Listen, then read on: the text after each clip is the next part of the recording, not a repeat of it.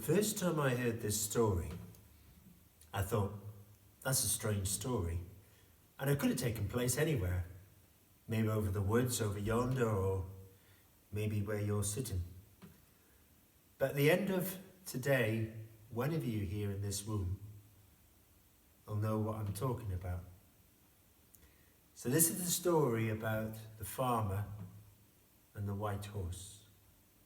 And so the story begins.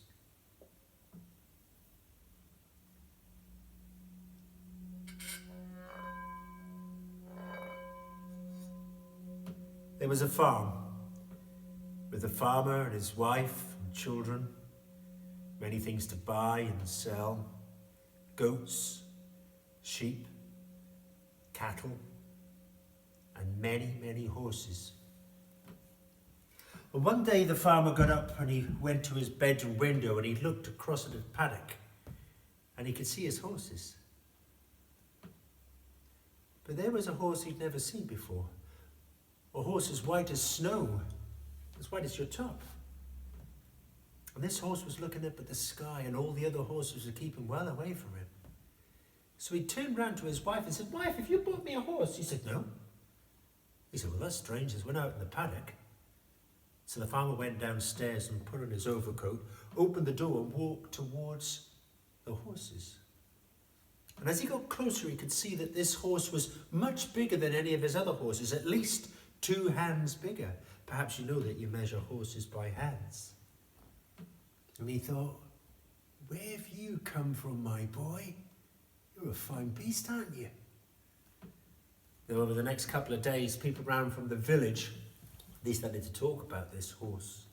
Some say it was magic. Some say it could talk. But there was one thing for certain. This horse had a way of turning the farmer's luck back to front. Upside down, arsey-farsey as they call it. Now, 1 week went by and crops started to fail in the paddock and die. 2 weeks went by, animals became sick too, and they died. 3 weeks, and the farmer's wife, children became sick. And that was the last straw for the wife. She said, "Get rid of it. I don't care what you do. Get rid of that horse. Take it to market. Take it to Mowbray for all I care. But get rid of that horse." Now the farmer, he could see the sense in it. He could see the sense in it, but he was fond of that horse. But that following morning, he did his duty. He got up at the crack of dawn as the sun was rising. He went downstairs and put on his big overcoat and grabbed a tether from the wall. Opened the door, went down to the paddock, to where the horse was still looking up at the sky. And as he got closer, he put the noose round that thick neck of the horse. He said, "Come on, boy, time for market for you." And he headed over towards those mountains behind you there. There was a dangerous route to take on your own. But he was okay. He was with the horse, and he'd done that trip 1,000 times before. But it was a narrow path up that mountain, stony and sheer cliffs the other side. And he thought, if I can just make it to the top, if I can just make it to the top. And a thick fog descended, so thick he couldn't see his hand in front of his face. But as he made his way up the hill,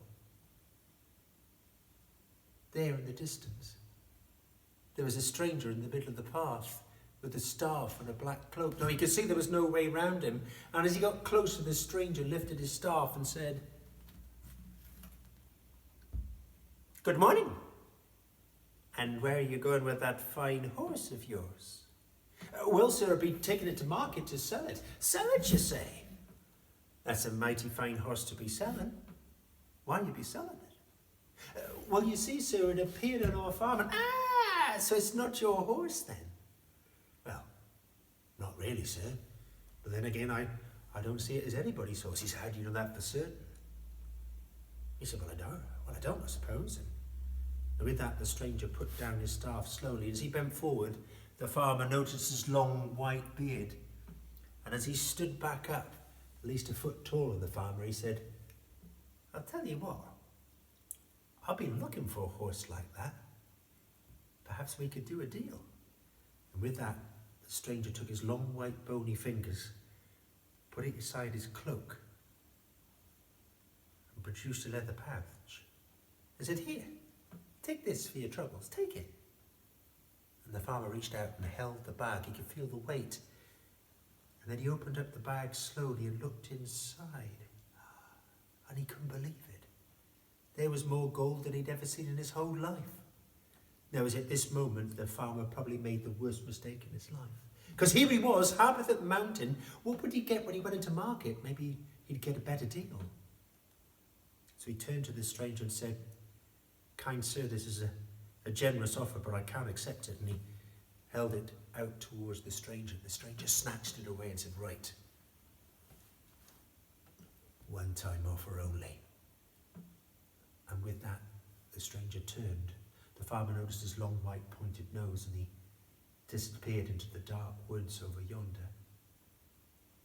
The farmer had shivered down his back and said, "Come on, boy, it's time to go."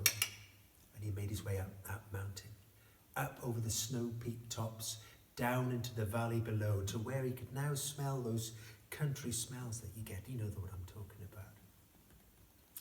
And as he got close to the marketplace, he could hear the hustle and bustle, and there was a white picket fence. So he took the reins and tied the horse to the fence and opened up his satchel and got out a hairbrush. And he started to brush that mane down.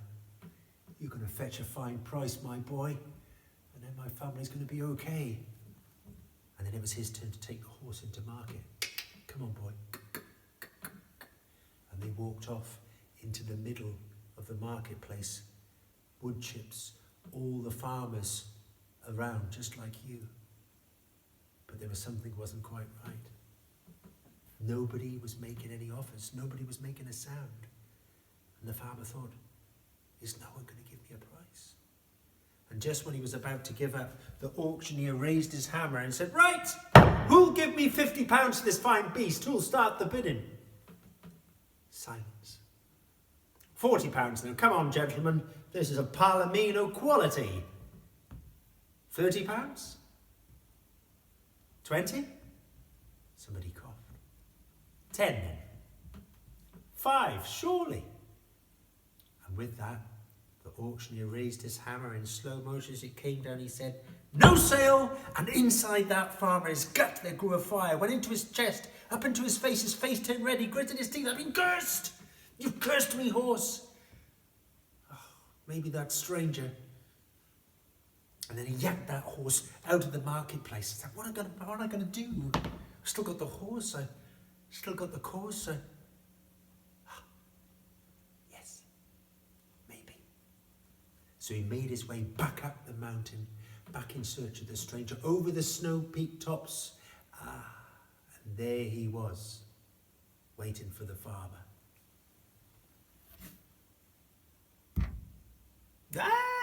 Still got your horse, I see. Yes, sir. I was just wondering whether we could... Told you before. One-time offer only. With that, the stranger turned.